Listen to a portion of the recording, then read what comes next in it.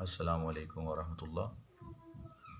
Dear students, ابھی ہم ابن خلدون کے بارے میں پڑھیں گے۔ آگے بڑھنے سے پہلے میں آپ کو پھر سے دوبارہ سے یہ درخواست کرتا ہوں، کائنڈلی آپ میرا چینل سبسکرائب کیجئے تاکہ آپ کو زیادہ سے زیادہ لیٹسٹ ایجوکیشن کے ریلیونٹ ویڈیوز مل سکیں۔ اگر آپ لیکچرر کی تیاری کر رہے ہیں یا ہیڈ ماسٹر کے لیے یا ہیڈ مسٹریس کے لیے، اس کے علاوہ آپ ایس ایس کی تیاری کر رہے ہیں، تو انشاءاللہ عز و جل اللہ کے فضل و کرم سے یہ ویڈیوز آپ کے لیے بہت ہی یوزفل ثابت ہوں گی۔ تو کائنڈلی اس کو لائک بھی کیجئے، شیئر بھی کیجئے اور خود بھی سبسکرائب کیجئے اور اس چینل کا حصہ بنیے۔ Late start. ابن خلدون آپ 1332 میں پیدا ہوئے تیونس کے اندر۔ آپ تاریخ دان بھی تھے۔ آپ اس کے علاوہ آپ نے بہت سے سفر بھی کیے، اس کے علاوہ دینی کتب بھی لکھیں اور آپ کی بے شمار تحریریں ہیں۔ آپ ایک ماہر عالم دین بھی تھے اور علم کے آپ یوں کہہ لیجیے کہ آپ ایک اسکالر تھے۔ سب سے پہلے آپ نے آغاز کیا حفظ قرآن سے۔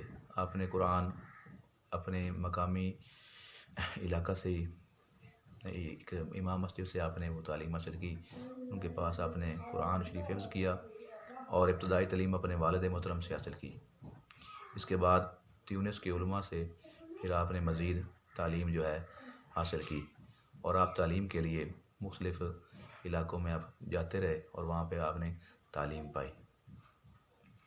آپ نے تعلیم کے بارے میں بہت سے مفید جو ہیں اپنی آراء سے میں نوازا ہے۔ ان کی کتاب مقدمہ وہ ایک بہترین تصنیف ہے، ان کی شاہکار ہے ان کے اندر آپ کی بے شمار جو ہے ہدایات اسٹوڈنٹس کے حوالے سے اور ٹیچرز کے حوالے سے دی گئی ہیں، اور آپ نے ایک پورا باب دیا ہے اس پہ، جس میں طالب علم اور استاد کے درمیان جو تعلق اس کو کس طرح سے استوار کرنا چاہیے، اس حوالے سے آپ کا ایک پورا اس میں چیپٹر ہے۔ تو اس کے علاوہ آپ نے یہ کہا کہ ابتدائی تعلیم جو ہے یہ مادری زبان میں دی جانی چاہیے اور اس کے ساتھ ساتھ ریاضی کی تعلیم کو دیا جانا چاہیے۔ بچوں کا جو ابتدائی پیریڈ ہے اس کو ریاضی کے ساتھ اور اپنی مادری زبان کے ساتھ اس کا آغاز کرنا چاہیے۔ اس سے بچوں کی سینس میں اضافہ ہوتا ہے اور ان کا شعور جو ہے وہ اجاگر ہوتا ہے اور ان کی کام کرنے کی صلاحیت بڑھ جاتی ہے اور ان کو وہ جو عقل و دانش کی منازل کو زیادہ سے زیادہ جلدی کے ساتھ طے کرتے ہیں۔ اور اس کے ساتھ ساتھ انہوں نے یہ کہا کہ بچے کے اوپر سختی بالکل نہیں کرنی چاہیے، بالکل جو ہے سختی کا پہلو بالکل نہ کیا جائے، اس کو انتہائی نرمی کے ساتھ، بڑے پیار کے ساتھ جو ہے ریلیشن شپ قائم کرنا چاہیے اور اس کو بڑے سلوک اور محبت کے ساتھ پڑھانا چاہیے۔ انہوں نے کہا کہ اگر آپ سختی کرتے ہیں تو اس طرح سے بچے جو ہے وہ اپنا مقام کھو دیتے ہیں اور احساس کمتری کا شکار ہو جاتے ہیں۔ آج کے دور میں جو جدید طریقہ تدریس چل رہے ہیں، جتنے بھی طریقہ تدریس ہیں، جن میں یوں کہہ لیجیے کہ پرابلم سالونگ میتھڈ ہے، پروجیکٹ میتھڈ ہے، انکوائری میتھڈ ہے، ڈسکوری لرننگ ہے، یہ سارے کے سارے جو ہیں اسٹوڈنٹ سینٹرڈ ہیں۔ اس میں طلباء جو ہیں ان کو فری ہینڈ ہے، اس میں یہ بالکل آزادانہ طور پہ اپنی خواہشات کے مطابق علم حاصل کرتے ہیں، ان کے اوپر کوئی ان کو پریشرائز نہیں کیا جاتا۔ تو یہ چیزیں آج سے دیکھ لیجئے کتنے سو سال پہلے کی بات ہے، یہ اب 20ویں صدی چل رہی ہے اور وہ 13ویں صدی تھی جب آپ کا یہ دور ہے۔ تو اب دیکھ لیجئے اتنے یہ 700 سال پہلے کی بات، تو تب جو ہے آپ نے یہ باتیں پہلے ہی بتا دیں کہ بچے کو اگر سکھانا ہے تو یہ رٹا بازی نہیں، رٹے والا جو ہے طریقہ کار نہیں چلے گا، جس میں لیکچر میتھڈ ہے وہ دیا جاتا ہے، ساتھ میں ٹیچر جو ہے وہ ایکٹیو ہوتا ہے، اسٹوڈنٹ پیسے، اور ساتھ میں وہ سبجیکٹ سینٹرڈ جو ہے کریکولم وہ ان کے اوپر جو ہے مسلط کر دی جاتا ہے، جس سے بچے جو ہیں وہ سیکھتے نہیں۔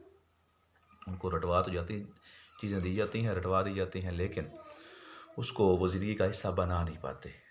تو اگر انہوں نے کہا کہ چاہتے ہیں کہ ایک اسٹوڈنٹ جو ہے وہ قابل بنے اور ایک شاہکار بنے اور استاد کا نام روشن کرے اور علم کا جو ہے وہ مرتبہ پائے، تو اس کے لیے ضروری ہے کہ اس کی بنیادی جو ہے نا وہ سینس شعور کی وہ اجاگر کی جائے۔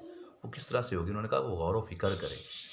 غور و فکر جو ہے یہ ضروری ہے، اور آج کے دور میں یہ چیزیں دیکھ لیجئے، جتنے بھی میتھڈز ہیں نوٹ کریں آپ، سب کے سب جو ہے نا یہ جتنے فارن رائٹر جتنے بھی ہیں، جتنے بھی سائیکالوجسٹ ہیں، وہ یہی کہتے ہیں۔ جان ڈیوی جو ہے وہ بھی یہی کہتا ہے کہ آپ جو ہے لرننگ بائی ڈوئنگ ہونی چاہیے۔ پیسٹالوجی کا طریقہ کار بھی یہی تھا، ماریا مونٹیسوری کا طریقہ کار یہی تھا۔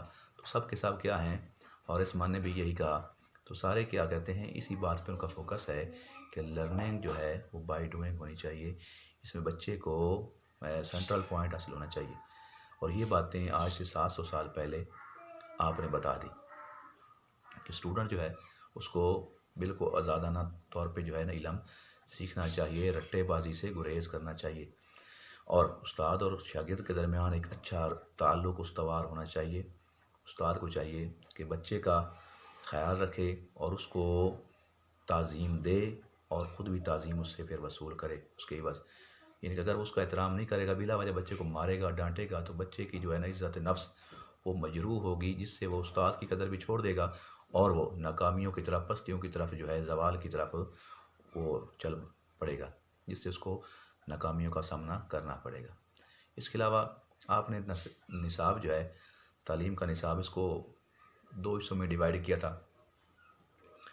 ان میں ایک آپ نے ان کو تقلیدی علوم کہا تھا، اور دوسرے کو آپ نے عقلی علوم کہا تھا۔